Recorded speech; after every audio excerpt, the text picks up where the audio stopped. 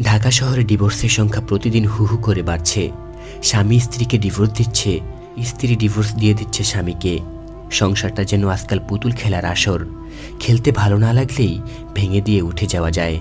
স্বামী সহ্য করে না স্ত্রীর সামান্য ভুল অথবা চিন্তার অমিল, স্ত্রী সহ্য করে না স্বামীর সামান্য ত্রুটিও।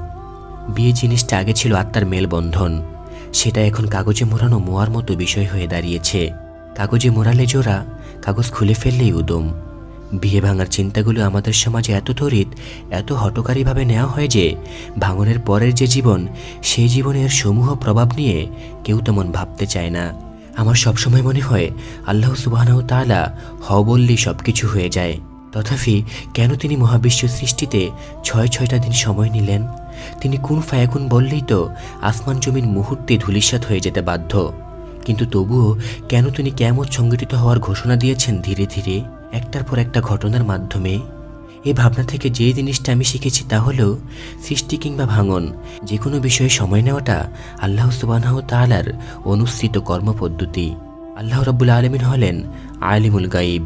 কোনো কিছু সৃষ্টি করবার আগেই তিনি জানেন সৃষ্টি পরবর্তী অবস্থা সম্পর্কে। কোনো কিছু ভাঙনের আগেই ভাঙন পরবর্তী অবস্থাও তার জানা। ভূত ভবিষ্যৎ সব কিছুই তার সামনে উন্মুক্ত।